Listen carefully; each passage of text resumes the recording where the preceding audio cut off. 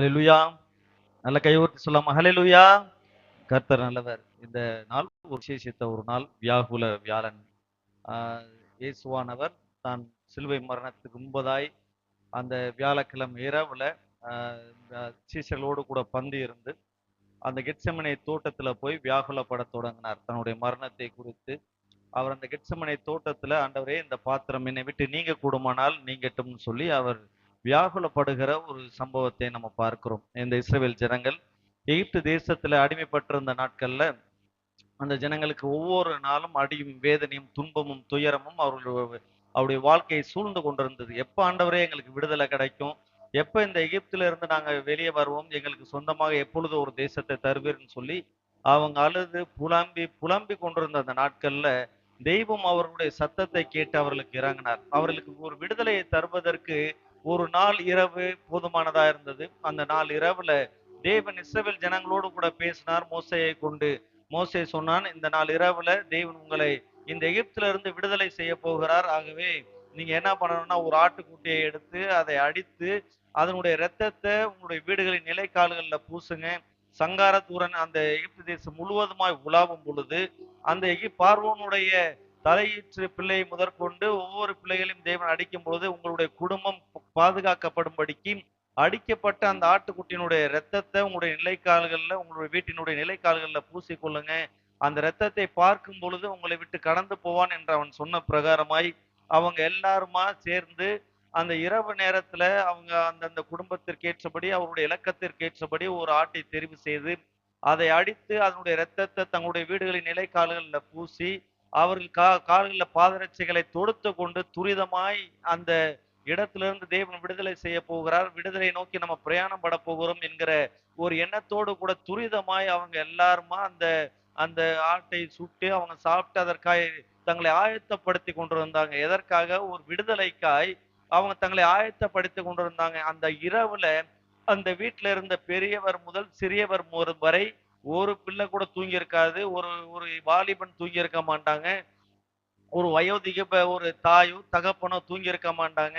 அவங்களுடைய எண்ணங்களில் எல்லாம் நிறைந்திருந்தது ஒரு விடுதலை நமக்கு கிடைக்க போகிறது, தெய்வம் இந்த இடத்துல இருந்து நம்மளை விடுதலை செய்து கூட்டி கொண்டு போக போகிறார் என்கிற எண்ணத்தினால தேவனுடைய கட்டளையை பெற்றவர்களாய் இவர்கள் இரவு முழுவதும் தூங்காதவர்களாய் அந்த இடத்துல தேவன் செய்து சொல்லி கொடுத்த அந்த காரியத்தை செய்து கொண்டிருந்தாங்க.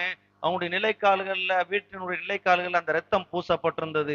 அந்த சங்கார தூதன் அந்த எகிப்தின் நடுவே அவன் ஊடுருவி செல்லும் பொழுது அங்க ஒரு மகா பெரிய ஒரு கூக்குரல் கேட்டது. பார்வோன் வீட்டில இருந்து அவனுடைய வேலைக்காரர்கள் வீடு முதற்கொண்டு எல்லா இடங்களிலும் ஒரு மகா பெரிய ஒரு கூக்குரல் ஏற்பட்டது.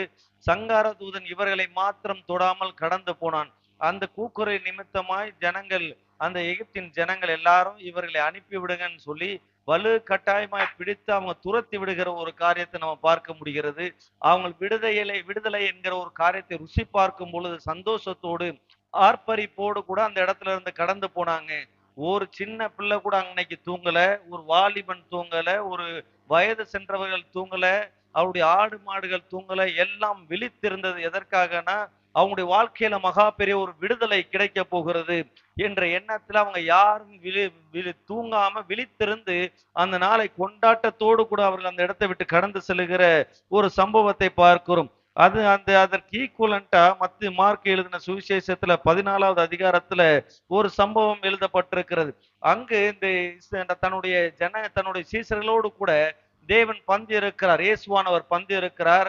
தன்னுடைய மரணத்தை நினைவு கூறும்படிக்கு அவர்களுக்கு கட்டளையிட்டு அவருடைய மாம்சமும் அவருடைய இரத்தமும் என்று சொல்லி அப்பத்தை பிட்டு திராட்சரசத்தை அவர்களுக்கு கொடுத்து எல்லா விதமான அந்த போஜன பந்தியையும் அவர்கள் முடித்த பிற்பாடு அந்த கெட்சமனே தோட்டத்திற்கு வியாகுலப்படும்படி அங்கு போய் ஜெபிக்கும்படி தேவனானவர் இயேசுவானவர் கடந்து செல்லுகிறார். அவர் அந்த இடத்துக்கு போகும் பொழுது தன்னுடைய சீசர்கள் எல்லாரும் அவங்க கூட போறாங்க.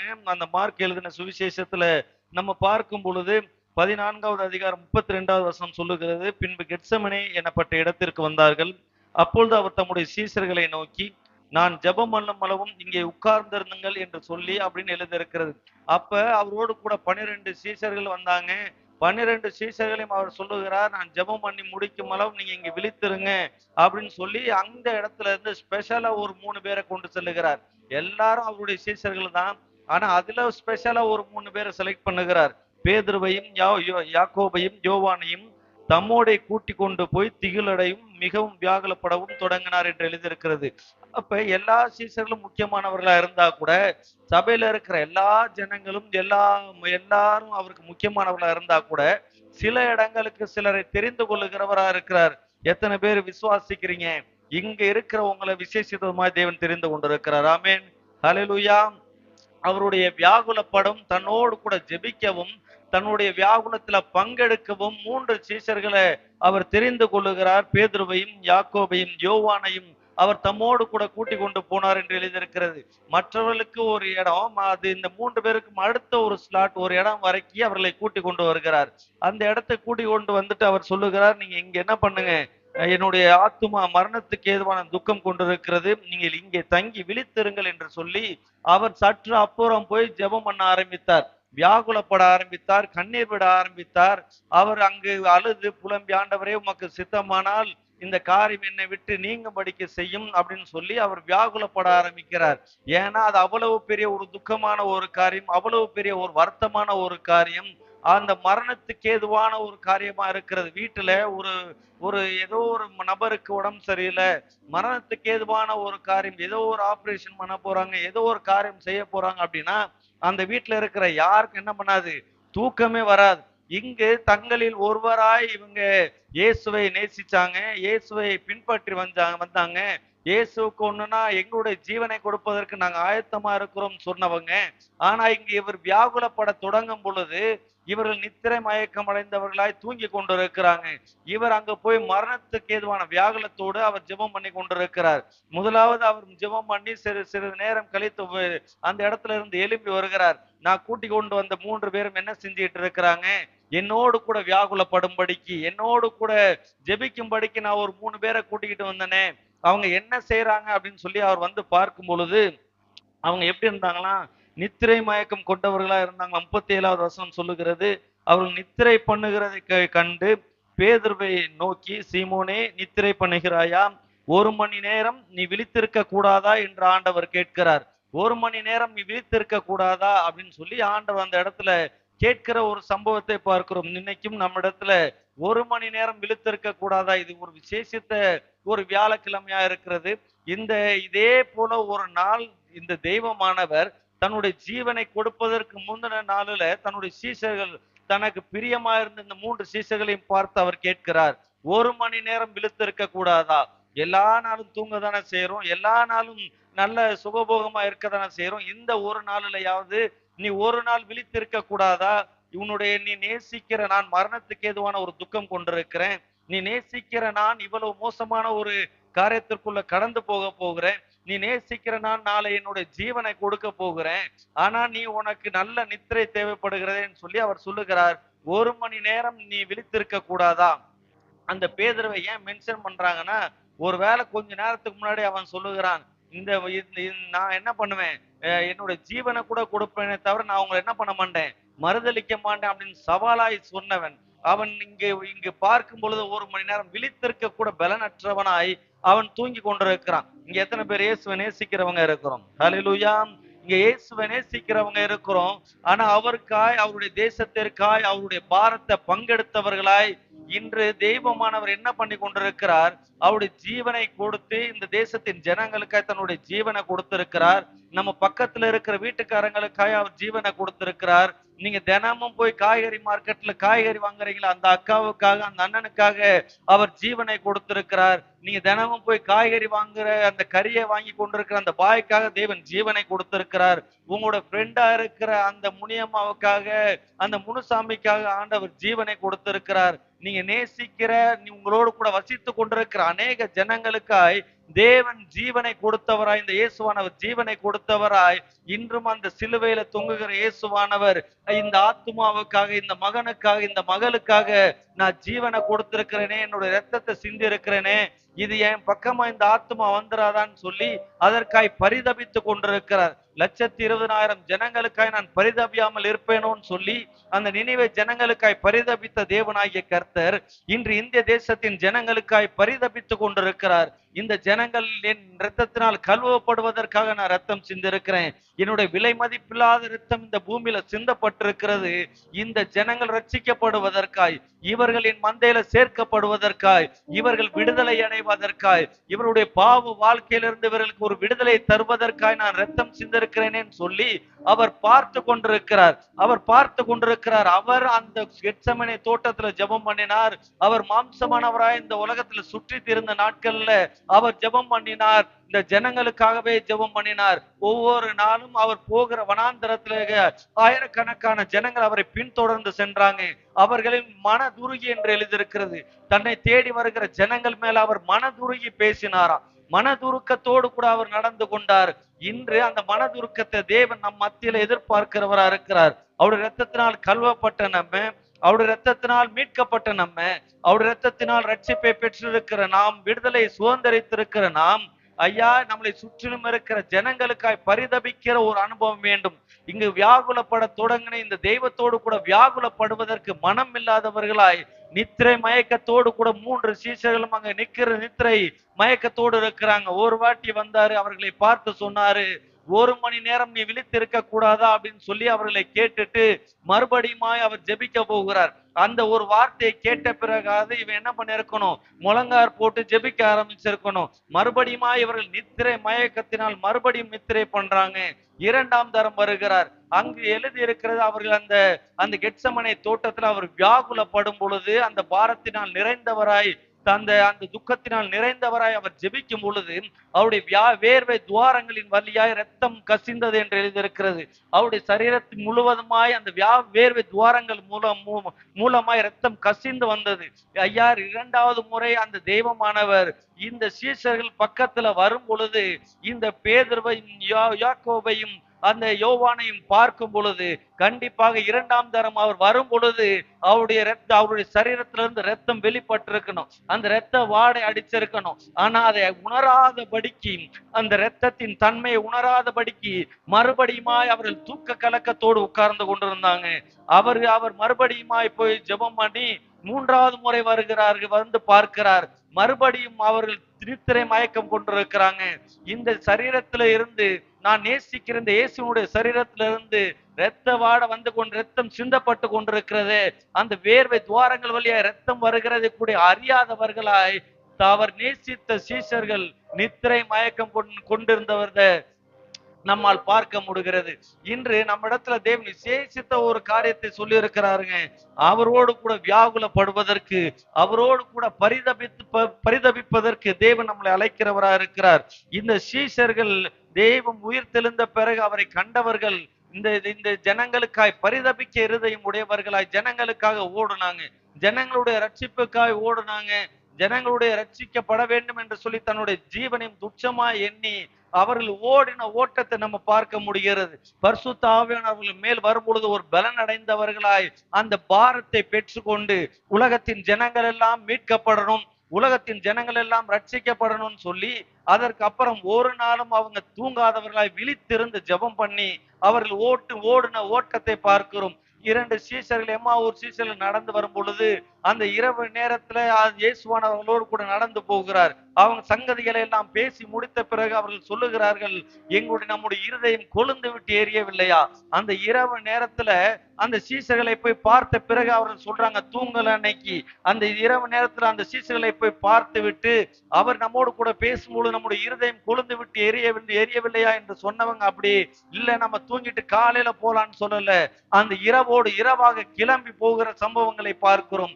இன்று இயேசுவானவர் நம்மோடு கூட பேசுகிறவரா இருக்கிறார். என் ஜனங்களுக்காய் 1 மணி நேரம் ஜெபிக்க கூடாதா? நான் பரிதபிக்கிற இருதயத்தை உடையவனாய் நான் மறிச்சேனே, என்னுடைய ரத்தத்தினால் கழுவப்பட்டவளாய் நீங்க இருக்கிறீங்களே, என்னுடைய தியாகத்தை அறிந்தவர்களாய் நீங்க இருக்கிறீங்களே, நீ உன்னை ரத்தம் சிந்த சொல்லல, உன்னை சிலுவையை சுமக்க சொல்லல, உன்னை பாடுகளை அனுபவிக்க சொல்லல. இயேசுவானவர் நம்ம இடத்துல எதிர்பார்க்கிற ஒரு காரியம், 1 மணி நேரமாவது விழித்திருந்து ஜெபிக்க கூடாதா? என் ஜனங்களுக்காக நீங்க விழித்திருந்து ஜெபிக்க கூடாதான்னு சொல்லி அவர் எதிர்பார்க்கிறார் நம்ம இடத்துல. ஒருவேளை ஒரு வீட்டுல ஒரு தகப்பனுக்கோ ஒரு தாய்க்கோ ஒரு பிள்ளைக்கோ உடம்பு சரியில்லைன்னா அந்த வீட்டுல இருக்கிற யாருக்கும் அன்னைக்கு தூக்கம் வராது. இந்த இந்த இஸ்ரவேல் ஜனங்கள் விடுதலை ஆகும் பொழுது அன்னைக்கு யாருக்கும் அந்த வீட்டுல இருந்த எவனுக்கும் தூக்கம் வரல. அப்ப ஒரு ஒரு தன்னுடைய வீட்டுல ஒரு சம்பவம் நடக்கும் பொழுது ஒரு தூக்கம் வரல, ஒரு கஷ்டமான சம்பவங்கள் நிகழ்ந்து கொண்டிருக்கும் பொழுது தூக்கம் வரல. அப்ப நம்முடைய தேசத்தின் ஜனங்கள் எல்லாம் கஷ்டத்துல நஷ்டங்கள்ல தன்னுடைய வாழ்க்கையை கெடுத்து கொண்டிருக்கும் பொழுது தேவனுடைய அன்பை பெற்றவர்களாய் நம்ம இருந்தோம்னா நமக்கு எப்படி தூக்கம் வரும்? அல்லேலூயா. நம்ம இந்த ஒவ்வொரு வியாழக்கிழமையும் கடந்த 2-3 வருடங்களாய் ஒவ்வொரு மணி நேரம் ஒவ்வொரு குடும்பமோ ஒரு ஒரு குழுவாகவோ நண்பர்களாகவோ நம்ம ஜெபிப்பதற்கு நம்ம ஒரு லிஸ்ட போட்டு எதற்காக செய்கிறோம்? நம்முடைய குடும்பத்திற்காக, நம்முடைய காரியங்களுக்காய் அல்ல, ஒரு தேசத்தின் ஜனங்கள் ரட்சிக்கப்படுவதற்காய் இயேசுவானவர் சிந்தின இரத்தத்தின் வல்லமை இன்னைக்கு இந்த இந்திய தேசத்திற்குள்ள கிரியை செய்யணும் என்பதற்காக ஜெபிப்பதற்காக நம்ம போட்டிருக்கிறோம். ஆனா அதுல எத்தனை குடும்பங்கள் அதுல தங்களுடைய பெயர்கள் எழுதி வச்சிருக்கிறாங்க, எத்தனை குடும்பத்தார் இல்லைன்னா எத்தனை குழுவினர்கள் நாங்க ஜெபிக்கிறோம்னு சொல்லி தங்களுடைய அர்ப்பணித்து இருக்கிறாங்க. இன்னைக்கு ஒருவேளை நம்ம இந்த சபைக்குள்ள கூடி வருகிறவர்களா இருக்கலாம், இந்த பேதுருவையும் யாக்கோபையும் யோவானையும் போல இன்னும் ஒரு நித்திரை மயக்கம் உள்ளவர்களா இருந்தோம்னா தேவனுடைய சித்தம் இந்த பூமியில நிறைவேறாதுங்க. தேவனுடைய சித்தம் இந்த இந்திய தேசத்துல நிறைவேறாது. நித்திரை தெளிந்தவர்களாய் தெய்வத்தை தேடுகிற ஒரு அனுபவம் வேண்டும். அந்த அந்த ஆத்தும பாரம் நமக்குள்ள வேணும். அந்த நான் தினமும் போய் அந்த என்னுடைய சகோதரனை நான் பார்க்கிறேன், என்னோட ஃப்ரெண்டை நான் பார்க்கிறேன், நான் காலேஜ்ல படிக்கிறேன், என்னோடு கூட இருக்கிறவனை நான் பார்க்கிறேன், என்னோடு கூட வேலை செய்கிறவனை நான் பார்க்கிறேன். இயேசுவை அறியாதவர்களா அவங்க குடும்பம் இப்படி போய்கிட்டு இருக்குது. ஒரு வேலை இன்னைக்கு இவனுக்கு மரணம் வந்தா இவனுடைய ஆத்துமா எங்க போகும், இவனுடைய ஜீவன் எங்க போகும், நித்தியத்தை இவன் எங்க கழிப்பாங்கிற ஒரு பாரம் இருக்கணும். எந்த மனுஷனை நம்ம பார்த்தாலும் சரி, நீங்க ஒரு ஆட்டோல போனா கூட சரி, அந்த ஆட்டோ டிரைவரை பார்க்கும் பொழுது உங்களுக்கு ஒரு எண்ணம் வரணும், இயேசுவை அறியாம இருக்கிறாரு, இந்த மனுஷனுடைய முடிவு இந்த நாள்ல வந்துச்சுன்னா இவன் எங்க போவான், இயேசுவை குறித்து சொல்வதற்கு ஏதோ ஒரு வாய்ப்பு கிடைச்சிருக்குதுங்கிற ஒரு எண்ணம் நம்முடைய இருதயத்திற்குள்ள தோன்றணும். ஒரு மார்க்கெட்டுக்கு போகும்போது அந்த அக்காவை நீங்க தினமும் பார்க்கிற அக்காவா இருந்தா கூட சிரிச்சு சிரிச்சு எதேதோ கதையை நம்ம பேசிக்கிட்டு இருக்கிறோம், குடும்ப கதைகளை பேசிக்கிட்டு இருக்கிறோம், நேத்து எங்க போனீங்க வந்தீங்கிற கதையை பேசிக்கிட்டு இருக்கிறோம். என்னைக்காவது அவர்களை பார்க்கும் பொழுது நான் அறிந்திருக்கிற இயேசுவை இவங்க அறியல, நான் பெற்றிருக்கிற விடுதலையை இவங்க பெறல, நான் பெற்றிருக்கிற இந்த ரட்சிப்பை இவங்க பெறாதவர்களா இருக்கிறாங்க, நான் இயேசுவின் இரத்தத்தினால் கழுவப்பட்டிருக்கிறேன் இவங்க இன்னும் கழுவப்படலேன்னு சொல்லி அவர்களை குறித்து பரிதபிக்கிற ஒரு இருதயம், அவளை குறித்து கரிசனை உள்ள ஒரு இருதயம் நமக்கு இருக்கணுங்க.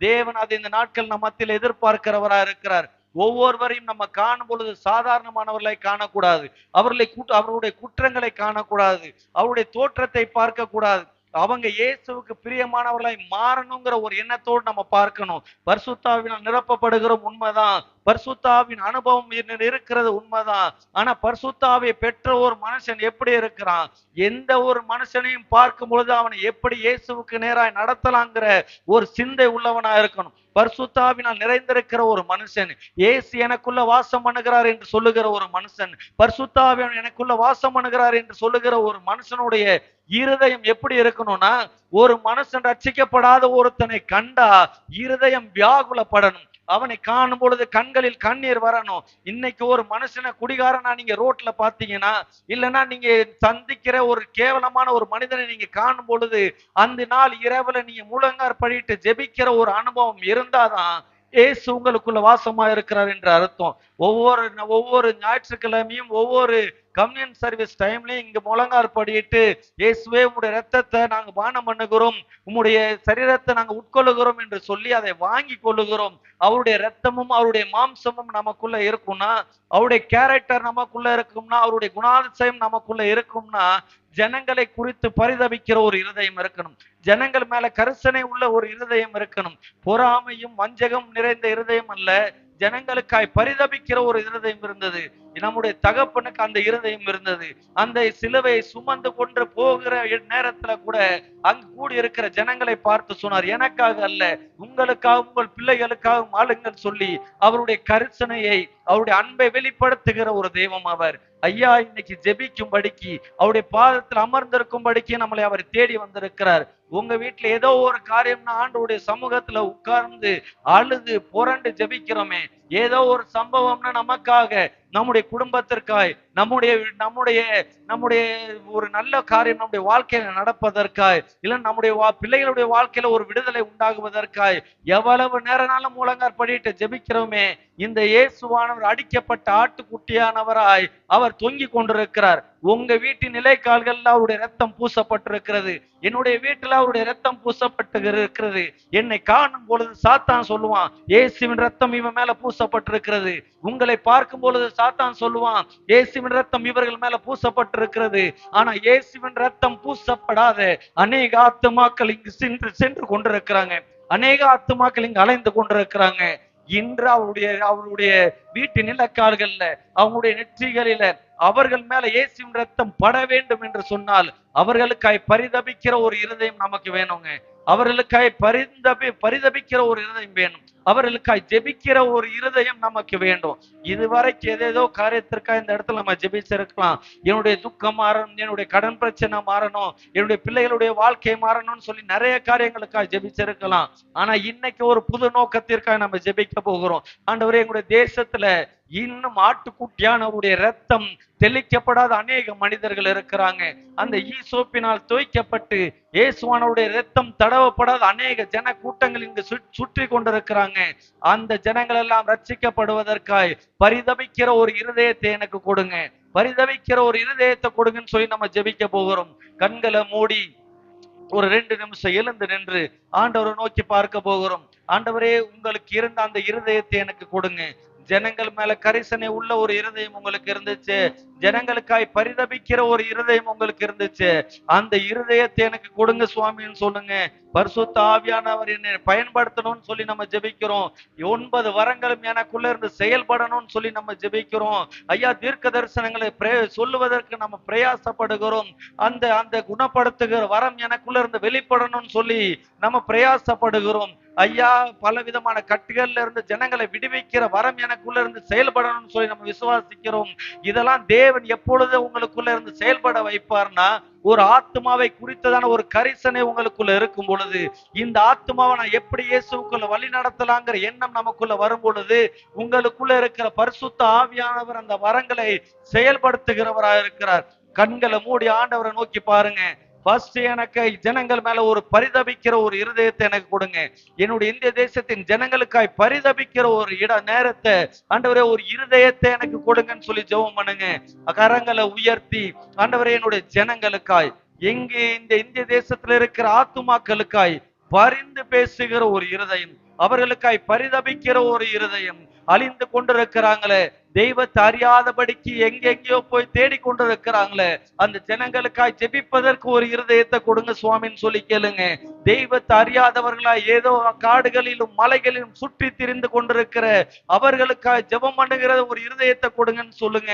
ஐயா, பலவிதமான பாடுகளோடு துக்கங்களோடு குடித்து வெறித்து போதை பொருட்களுக்கு அடிமையாகி இந்த ரோட்ல கிடக்கிறவர்களுக்காய் ஜெபிக்கிற, அவர்களுக்காய் பரிதபிக்கிற ஒரு இருதயத்தை எனக்கு கொடுங்க சுவாமின்னு சொல்லி கேளுங்க. ஐயா, இயேசுவானவர் நடந்து போகும் பொழுது பரிதாபமா பட்டு கிடக்கிற ஜனங்களை கண்டார்.